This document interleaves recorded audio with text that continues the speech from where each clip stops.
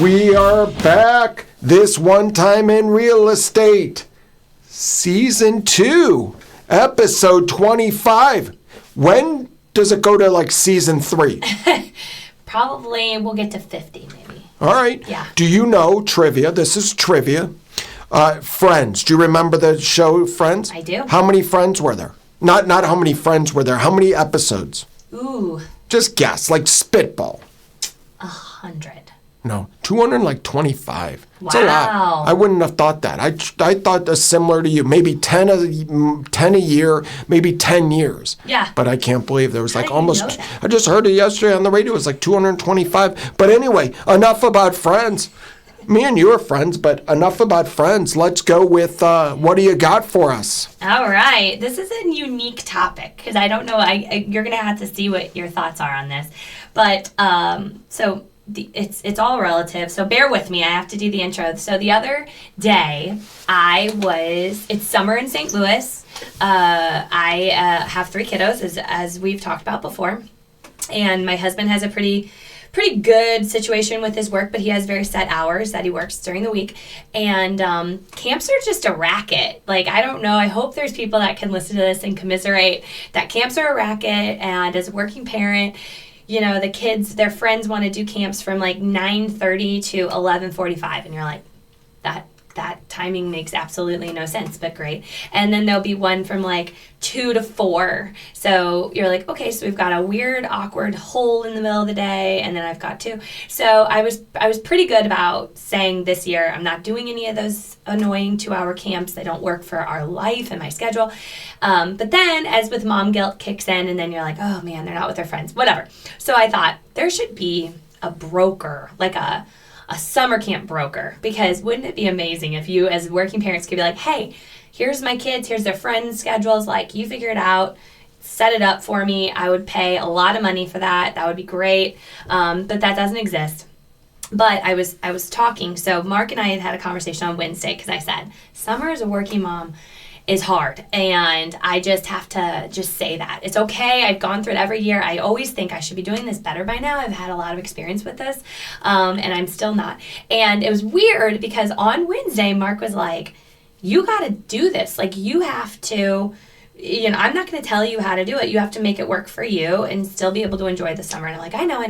And it's funny because we had the other episode where we said, when you're telling someone something, do you want solutions or do you just want somebody to listen? And so at that point, I didn't really want solutions. I just was like wanting him to know that was going on. But he said, you gotta figure out, do what's best for you and your family. And then I had more feelings about that yesterday. And I'm like, man, nobody's going to tell you what you have to do. Like, nobody, you know, the whole thing, nobody's coming to save you. Nobody is going to come to you and be like, hey, you need to do these 5 things to make your life easier. Like, you at some point as an adult have to say, this is what's best for us. And it's just interesting because you have to lean into it. And it was just a kind of a revolutionary moment, because I thought it's so interesting. For me, every year, our girls have their dance recital the first week of summer. And it's do we cuss on this? Yeah, we do. It's just a shit show of a week because there's a lot of weird stuff you have to do in the middle of the day, and it's also the first week of summer, and so I'm thinking, ooh, they should be having fun, and then I'm like, oh, it's just kind of not, because it's busy and I'm trying to do all these things, and so yesterday I'm like, maybe I just take that week off like it's a vacation, and I'm not taking a vacation, I'm just like off that week, because every year it's insanity if I do the exact same thing every year and expect a different result. And so I'm like, why didn't I ever think of that before? Like, I have to call the ball here. This is ultimately, it's me. I have to make these decisions for myself. Nobody's going to do it for me, and it would make my life better, and no one cares probably. Like, it doesn't matter. And then it was funny because it was so weird how things happen. So I was talking to my really good friend, and she's actually a CSM, but her company, they're off the week between Christmas and New Year's, which I think that happens some places. I don't know, it's kind of a common thing. And I was like, that's interesting. She's like, yeah. And I was like, man, that would be, and I'm like, well, I guess I could do that. Isn't it funny? But I never like really thought about the fact that I like I have vacations, Sarah. Like I could, if I set it up and set the right expectations, nobody misses me, and it would probably make my life better because I could enjoy that week. And so I guess my message, and I want to know your thoughts because I don't know, you're obviously different, but also have lots of thoughts. You've been in the workforce for a very long time, but I have to know that, like, at the end of the day, I have to call the ball. Like I can't blame others, or be frustrated or like I can change my own destiny a little bit. And so there's a couple things. We worked together for 9 years. Yeah. So I may not always listen, but I understand cause and effect. So just to be very clear, you have to decide will work way better because then you'll own that versus this guy telling you what to do, especially if I tell you something you disagree. Now, we have healthy disagreements in the workforce, but if I say you have to do this or you shouldn't do this or it don't work. So my opinion is, yeah, you meet people where they're at, and I pick my battles, and it's not even a battle, but and by the way, I think I brought this up, but maybe... You did. Did I? Well, you were kind of, you said you were saying how, like, moms are difficult this summer. But I actually think I brought this up. Like, hey, how's the summer? Like, you did. But I want you. But it's funny because yesterday I'm doing payroll. And I'm thinking, like, we have vacation, but I don't track vacation. Like, I don't. And, like, I don't want to track. Like, it literally, you're a big enough grown-up that you can take... And even we're at a co-working space that I run, and the gentleman here, he's not used to my kind of management. He's like, well, I'm leaving. I don't care. Like, you do you, as long as I get what I need out of it, and then you don't leave. If somebody goes on vacation or takes time off, my only pet peeve is when there's open items. I'm not saying you can close all the to-do list, but I'm suggesting if there's something that's open that hasn't, been addressed, it's got to be addressed before, because we can't afford the 3-4 days, whether it's a personnel issue or it's something that everybody's relying on. But other than that, at the end of the day, Christmas to New Year's, I mean... I don't know. Is it going to move the needle for our organization? No. So is it going to make your life better? Yeah, probably. So why not do it? Now, at the end of the day, you're going to have to decide what you want to do. The other thing that's nice is you actually can't get mad at me in overwhelm because you're like, I'm like, yeah. I don't know if you remember, but we talked about, like, you have to be accountable to your own schedule. So stop yelling at me about this, which is your thing, right? Yeah. So anyway, I just find that the more you allow people freedom, the mentality of some owners, well, they're going to take advantage. If they're going to take advantage, or you feel like as an owner that somebody's going to take, you have the wrong people. Right. I don't feel that Sarah is ever going to take advantage. And by the way, if you took off X weeks, I don't even know. Do you have, like, how many weeks? I was going to ask you that. I don't care. You have whatever you want. Because that's the thing. I don't care because I don't want to audit your hours. I mean, you have to balance. But see, I don't worry. Now, by the way, I can see some uncomfortableness because she's like, I need some structure of, like, how much is too much. Well, there's not how much is too much because I trust you. Mm-hmm. And so ultimately, if it takes one day to get refreshed, your performance is going to be better the following 2. So at the end of the day, I like it, but I like your ownership better than anything. I learned early on when I tell Sarah what to do sometimes, doesn't go always the best.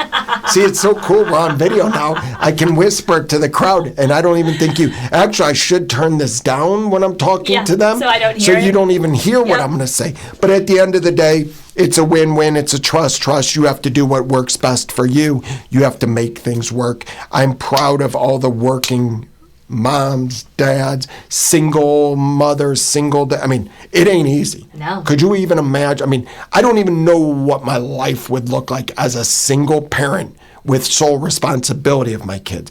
Probably if I were a single parent, I wouldn't have my kids because I would lose them. And my wife, or in that case, ex-wife, would have the kids. But I couldn't even imagine the role. So I love it. I appreciate it. But the flexibility you have to have, I'm cool with it. Yeah, it's just interesting because there's no book that you can read. Like, you like to talk about that book that you guys got when you had Tyler. Was it What to Expect? Or you? Oh no, it was There was What to Expect When You're Expecting, which we studied, but Dr. Spock was like a generation earlier, and that was really like an encyclopedia of what to expect. But the thing is, they sent us home with this baby. We didn't know what the heck to do. We're watching the video from the hospital, and we're like, what is this? But anyway, here's the beautiful thing. At the end of the day, if you're working for an organization that trusts their people, you don't have to have policies. You just don't. You have these core values, and the core values guide the organization: attention to detail, responsiveness, reliability. Reliability has nothing to do with taking off or not. It has to do with when you take off, people understand you're off, and people understand that you're prepared. That's responsiveness, reliability. It has nothing to do with the correlation of I'm going to take today off, tomorrow off. At the end of the day, here's the thing, I don't want to manage that. Exactly right. Well, and I think if you do it correctly, you end up being so organized that you're actually able to enjoy it. The other thing would be if you take off but you're not able to enjoy it because of those open items, and that is something that people should definitely work on. There is that old saying, when you go out of town, the day before, 2 days before, if you could be that effective and efficient every day versus just the day or two before you go out of town, because like day or two before I'm out of town, like I'm like a bat out of hell because it's not even negotiable. I got to get this stuff done. Yep. Yeah. Well, and one other thing just to note, because I always want to help out, and so something that I did this summer was I picked my kids have a favorite babysitter. She's fantastic, just the best. And she's expensive. We've had talks about these babysitter fees, but she's expensive because she's the best and my kids love her. So I'm like, I will pay you a lot of money just because that way I don't have to worry, because I know she's great and they're happy, and it gives me peace of mind. And now I have her set up on certain days that she's with the kids, and it makes my life so much easier and better, and I know I can be so efficient and effective on those days. So anyway, there's another little tip. Pay them more, just because that way they stay. Right, so we have to pay them. But then there's one other thing. Now, we're not going to spike out any children. You have 3 beautiful children, and they're all very well behaved, but no, and by the way, we're not going to pick on any of those 3. Mm-hmm. But how are we managing to make sure all 3 are very nice to that babysitter? Because no matter how much you pay, it just takes one of the 3 to piss them off, and they may not like that. They may say, hey, I'm not working with that. Yeah, that's true. So how do you manage the kids? Do you have talks with them like, hey, you have to be good for mom? What do you say? Well, so just for those that may not be aware, there have been some babysitters that have not come back to our house in the past. It happens to all of us, by the way. So, and so that definitely did kind of prompt paying more for good people, because I wanted to keep them around. So this individual, this lovely Grace, she's the best. She's like a soldier. None of my children scare her away. Love it. She's also happens to be a teacher, so she knows how to manage kids, I guess. But no, that's a great question. And so again, like if you're not paying them enough and your kids may not have their best day, they're not coming back probably, just to be very clear. So you want to make sure you're taking good care of them. And so there's I like to say, cheap service ain't good and good service ain't cheap. It sounds like you would equally say that cheap babysitters ain't good and good babysitters ain't cheap. That's 100% correct. Awesome. Well, hey, on that note, why don't we just end that with that? All right. Oh.